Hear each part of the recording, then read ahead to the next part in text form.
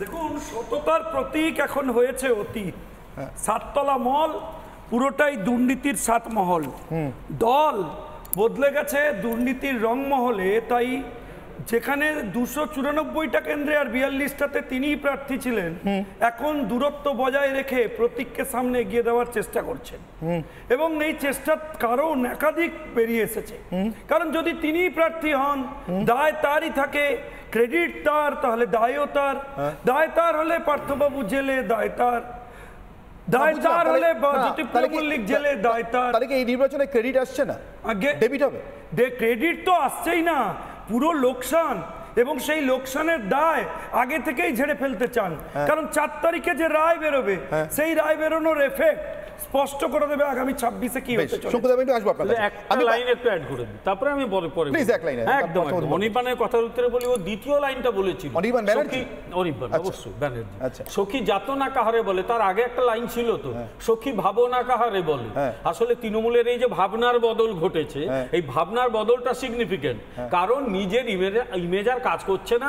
আমি বিভিন্ন জনসভার যা ছবি দেখেছি, সেই জনসভায় মেরে কেটে 1000-1500, হুইচ ইজ আনথিঙ্কেবল। ভয়ঙ্কর বিপর্যয়ের আগে খড়কুটো ধরার মতো কখনো সন্ন্যাসীদের গালি দেওয়া, কখনো একেবারে ইউসিসি মানি না বলে আজকে বলেছেন।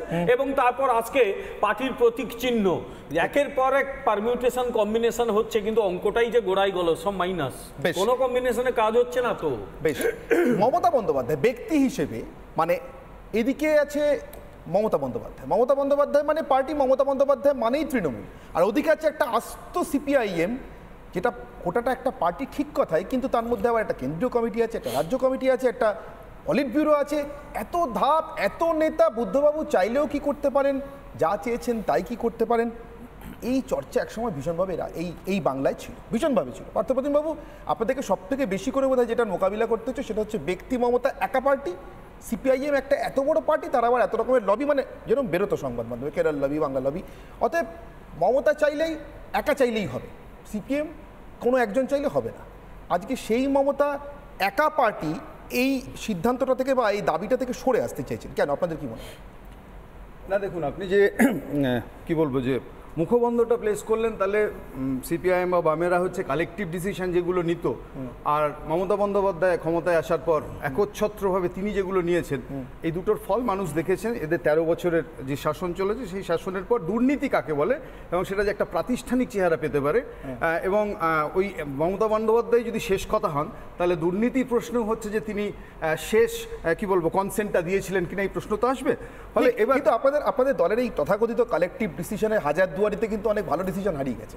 আমি একটা কথা বলতে পারি, নির্মলাবাবু খুব ভালোভাবে মনে থাকবে, পোকা নামে একটা বিল, ওটার সূর্যের মুখ দেখেনি, যাতে খুব অদ্ভুতভাবে বুদ্ধদেব ভট্টাচার্য এবং লালকৃষ্ণ আদবানি সহমত ছিলেন। এনিওয়েজ, কিন্তু আমি বলছি, আপনারা ওয়ার্স্ট সাফারার মমতা বন্দ্যোপাধ্যায়ের এই ব্যক্তি ইমেজের কাছে। আজকে তিনি সরতে চাইছেন, দল থেকে নিজেকে আলাদা করতে চাইছেন।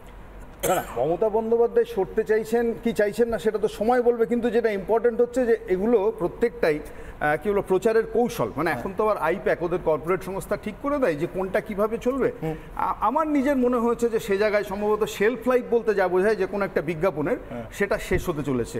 অর্থাৎ 294টা কেন্দ্রে তিনিই মুখ, এইটা সম্ভবত তৃণমূল কংগ্রেস হচ্ছে যে যখন তার শেষ অবস্থানে পৌঁছায়, অর্থাৎ কর্নার হয়, তখন হচ্ছে ব্যবহার করে। ফলে 2024-এর লোকসভা ডিক্লাইন, হ্যাঁ আমি বললাম যে সেটা ডিক্লাইন করছে বলে যেতে হচ্ছে। কারণ দেখবেন ডিক্লাইন যখন করে, প্রত্যেকটা বিজ্ঞাপন সরে যায়। যেমন এগিয়ে বাংলা, দেখবেন শিল্প সম্মেলনের আগে এই ব্র্যান্ডিংটা আসে, শিল্প সম্মেলন যে 3টে ফেল করে গেল, তারপরে সেটা চলে যায়।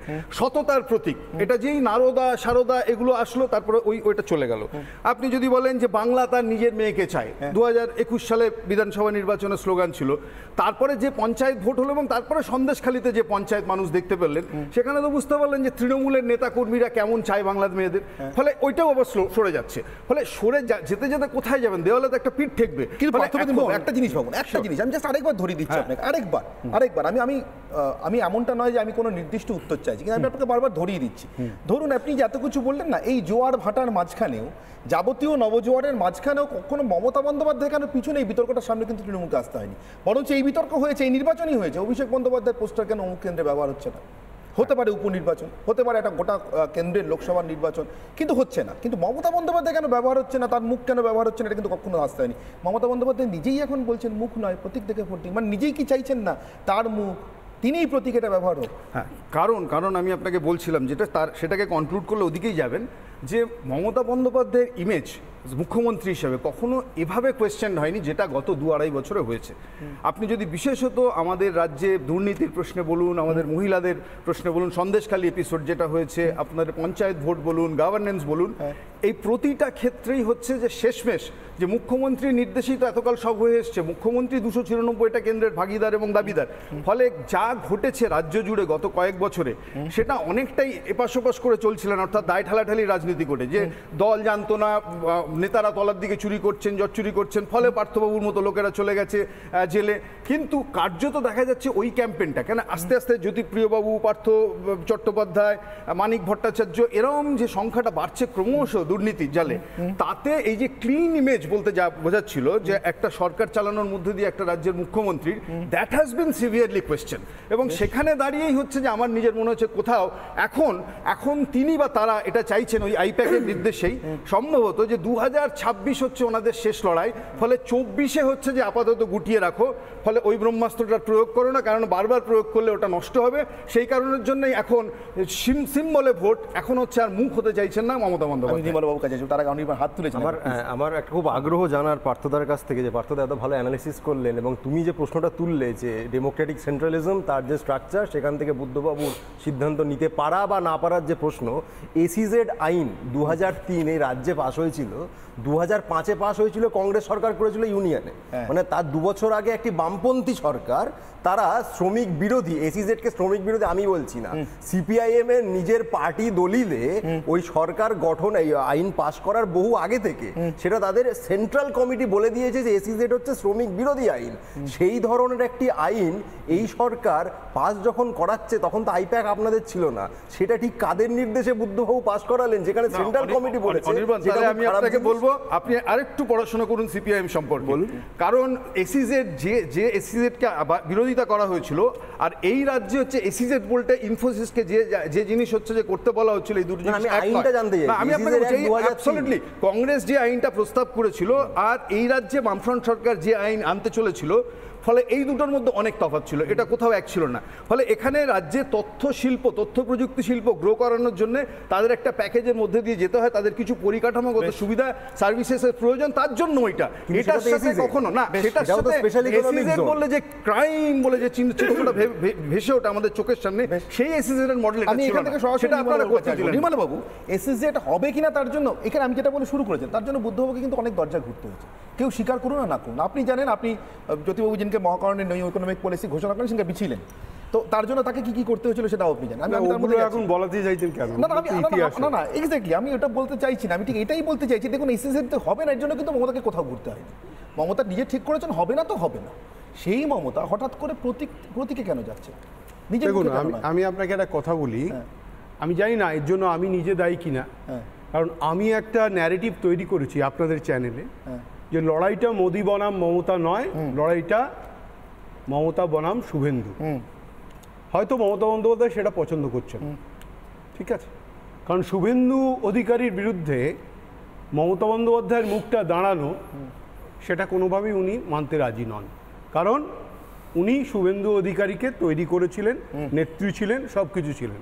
আজকে যদি তার মুখটা আর এখানে চলে আসে, তাহলে কর্মচারী আর মালিকের মুখ এসে যাচ্ছে, এটা ওর ধারণা, হয়তো সরে যেতে চান সেখান থেকে। তার থেকে বড় একটা কথা আছে, কারণ আমি আবারও বলছি, লড়াইটা এখনো আমার ধারণা ভুল হতে পারে, শুভেন্দু অধিকারী বনাম মমতা বন্দ্যোপাধ্যায়, মোদি বনাম মমতা নয়, এটা এক। দ্বিতীয় জিনিস, শুভেন্দু অধিকারীর জন্য সরে যেতে চান, তাহলে সেটা না শুধু নয়, হতে পারে শুধু নয়, মমতা বন্দ্যোপাধ্যায় কখনো শুধু কিছু করেন না। এবার আপনাকে আমি আসছি, ধরুন গ্রাম বাংলাটা শেষ হয়ে গেছে, ভোটগুলো সব কটা 33টা আসন মূলত গ্রাম বাংলা ঘুরে আর কিছুটা শহরতলি।